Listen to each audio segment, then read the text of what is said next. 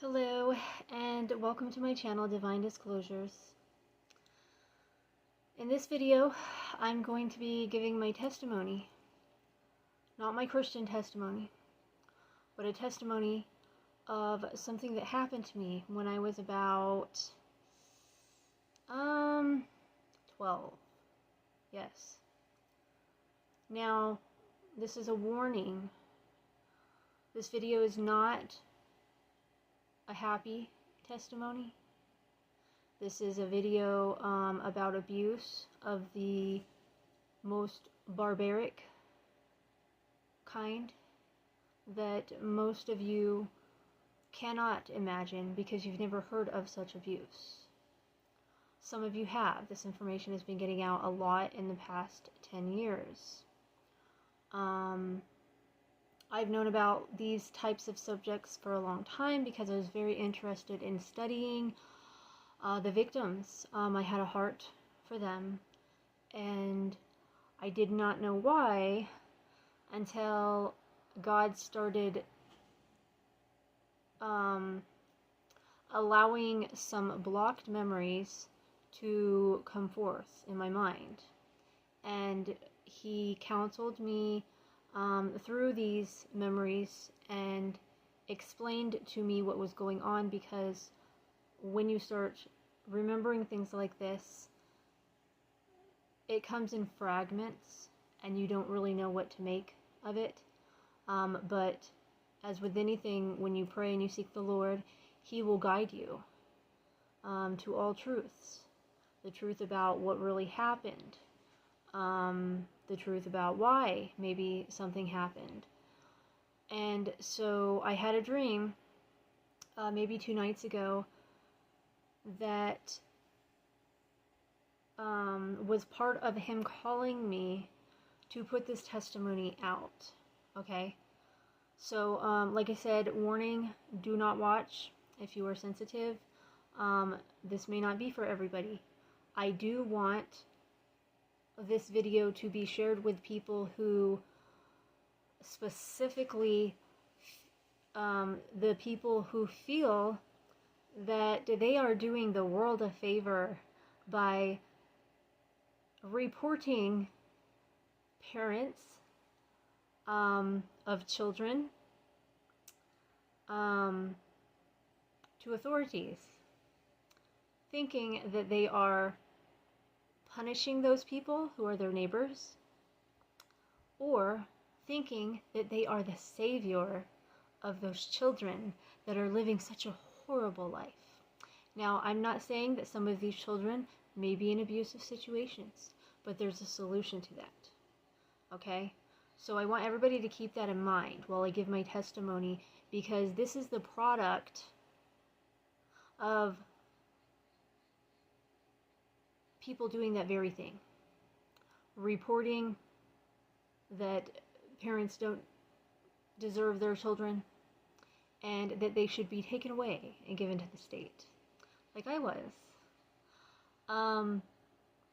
So let me get into this testimony for everybody.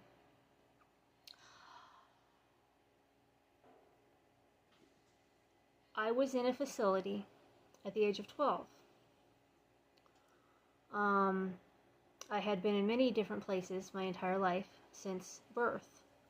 Many different foster homes,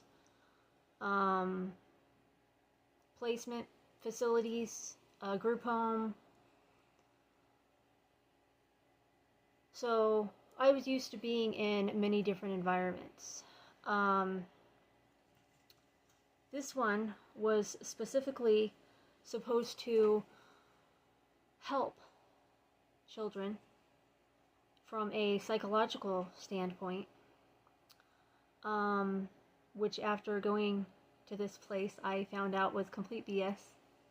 Everything they teach you in the psychology books is BS, and the Lord brought me to that revelation throughout my experiences in certain places and speaking with different professionals, and he shed light on the truth of what it's all about, who started it, and their main purpose for this deception about the human mind, the human body, the human soul. But anyways, back to the testimony. I was in one of these places. And I don't know where to start. Okay, so one day they told all the children to come outside because we were going to something the equivalent of like an assembly, right? And we all got in a line, and one of the staff members was walking us to a separate building. Upon entering the building, there were chairs. Now I'm gonna say they were like school desks, which they had school desks on site. And for some reason that's what I'm feeling it was.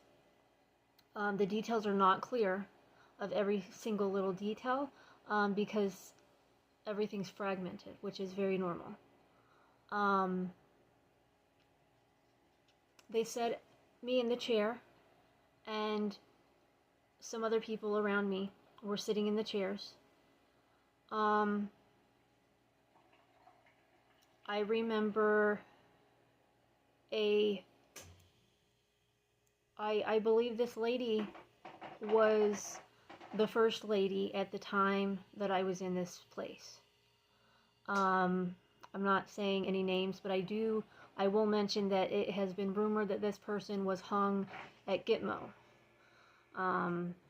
in recent years. That it may appear that this person is still alive, but many witnesses have said that this person is not still alive. Okay, but this is the lady that came in to this facility, and we recognized this person naturally. She then picked certain individuals out of the group to service her. So I could see this going on to my right side. And I remember, feeling like, well, why didn't they choose me? And then the next thing I remember is kind of a blur, but all the details were brought to my remembrance. So we're getting strapped in these seats, okay? And they're putting, I don't know what they're called, electrodes? I don't remember what they're called. They're putting these things all over our brain, and I believe they're on our arms. I don't remember every place that they put them, but I know that they were especially on our heads. Okay? And then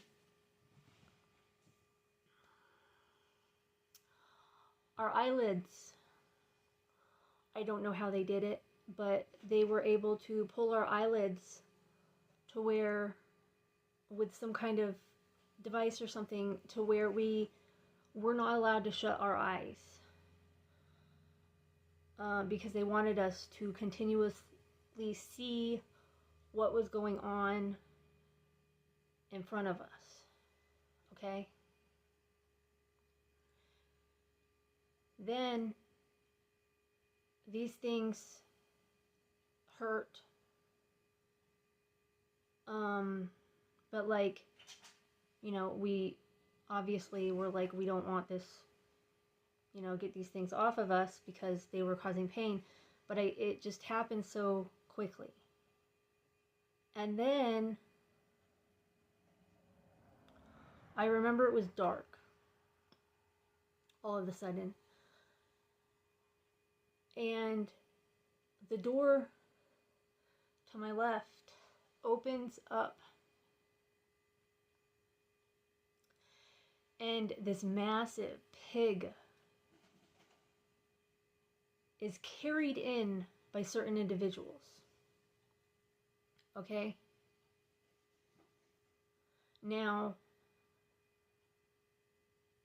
I think the pig was bloodied. I'm not 100% sure on this. But they carry this pig in, right? And this man comes falling out of the belly of the pig. Okay? And I don't know what else was going on at that point in time. I just remember flashes of certain things that were going on. Because I think with other things that have happened, they use strobe lights. And then the man who came out of the belly of the pig was the person in charge of this facility. Okay? And to this day, I did some research, and this person is still in charge over there. So this person, I don't believe, was wearing any clothes. And they were standing in front of me.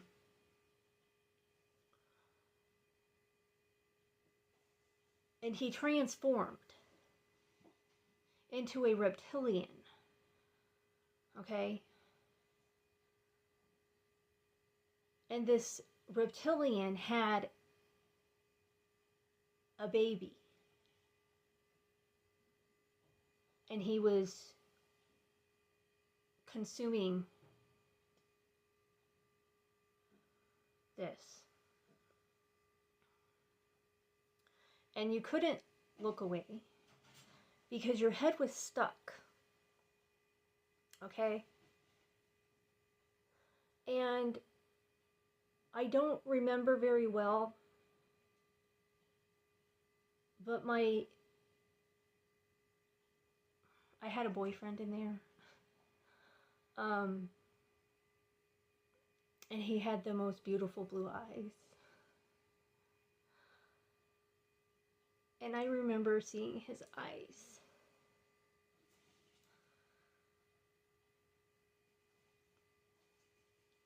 But he didn't have his face anymore.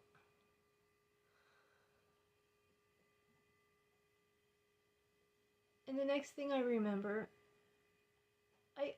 I remember a nurse who was walking with us, either coming in or going out to the building, the main building that we stayed in.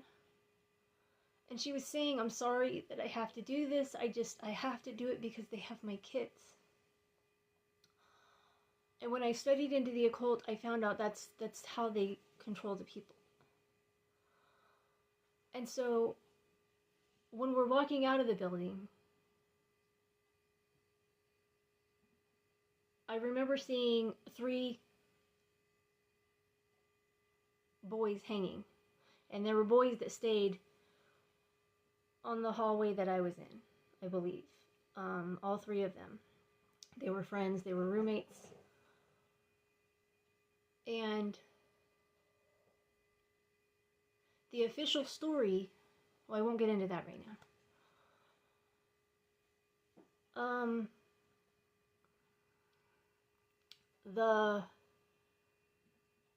It ended, okay? The experience ended, and I kept telling them I wanted to take this stuff off, right? Now, in the beginning, they had put an IV in my arm, okay? And they had to make sure, okay, I didn't tell you this part because it comes to me. During this entire process, those things that were stuck, they were electrocuting you, okay? So you were being electrocuted this entire time that this whole event was happening. And they were taking your blood as this was happening. And I just wanted him to stop the electrocution. And I wanted my eyelids back to where they were supposed to be because it really, really, really hurt. And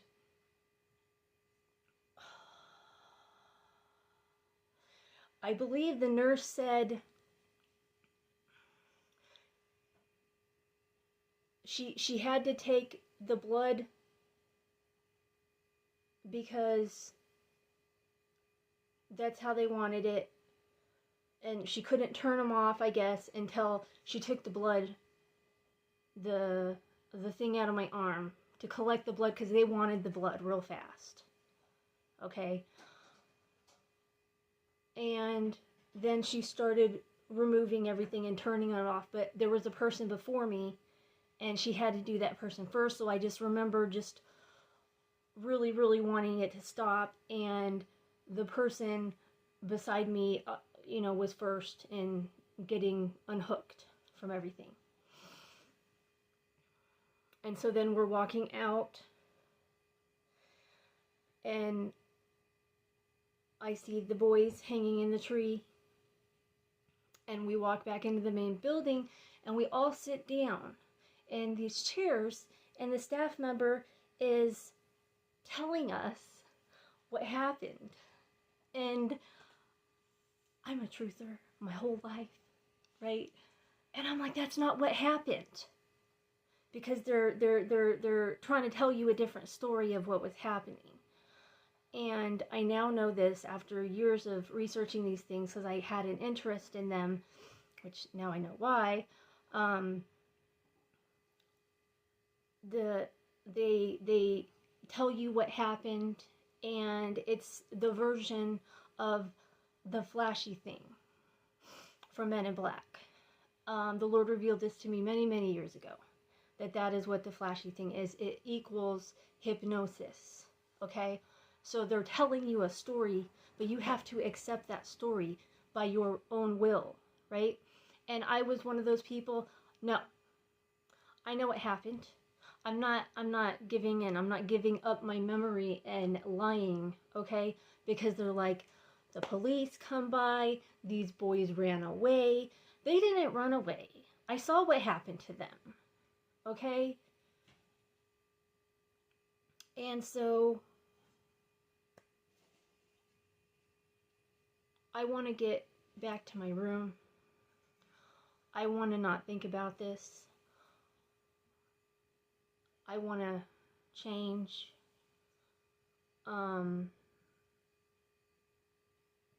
And so I apparently eventually gave in. And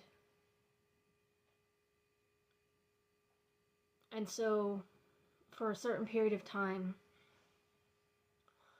those memories weren't there at the forefront of my mind. And so later on in life, I learned what the purpose of these sessions are. And I don't know what else to say about that. They have to extract the blood from terrorized children, mostly, for whatever purposes they want it for. And so the Lord has released me to put this testimony out after all these years. And this is something that happens a lot. And so back to the main point of this video is, one, exposing what these people are doing and explaining to you from a first-hand experience that the reason why these children are in these situations is because you guys are believing in the system. You're believing what doctors and judges and lawyers and psychologists are telling you about your children, and getting you to put them on drugs and getting you to put them into facilities, and the society telling you to call on your neighbor because you don't like them, you don't like how they dress, you don't like that maybe you saw them smoking a joint one time, I don't know.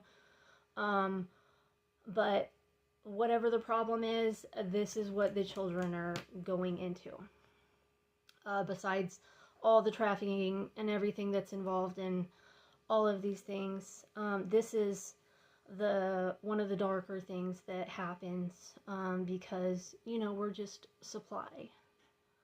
And so I would really think twice and get off your high horse of thinking that you're doing the world a favor by calling authorities to get people's children taken away, because this is just a small part of the life that some of them have to experience because of your phone call, because of your pride. The Bible speaks of the greatest commandment is to love the Lord God with all your heart, mind, and soul. And then it goes on to say to love your neighbor as yourself. Would you want this happening to your children? Do you? Because sometimes that's what happens to these children. Okay? And that's just one thing that happens. There's so many others.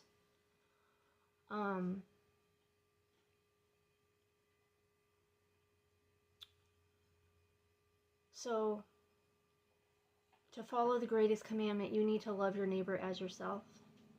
If you see people struggling in this world, in poverty especially, a man used him up, left him as a single parent, and you don't like them, you judge them, that's not what God tells us to do. He tells us to love our neighbor as ourselves, whether they are Christian or not, pretty or not. Go feed them. Go babysit for them. Help them get a better job. Like, pray. Ask God, what can I do to help this person that I keep judging?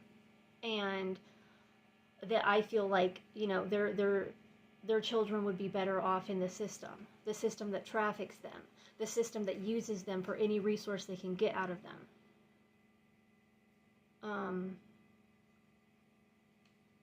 Love is the answer. Love your neighbor as yourself. Man, woman, child.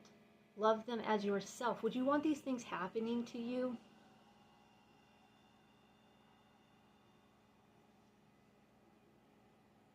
I encourage people to share this for one reason on my part. God may have other reasons and for this information being put out there, but my main objective, my main thought in my head, in my heart, is if I save one child from experiencing these types of things, then I've done my part. I've answered the call that God has placed on my life today, at least, by putting this out. And so just think twice about what the authorities are telling you, what the doctors are telling you, what the psychologists are telling you, what your pastor is telling you. I'm not going to get into that one, but they're not usually good people, and they're all a part of this. So that's all I'm going to say in this video.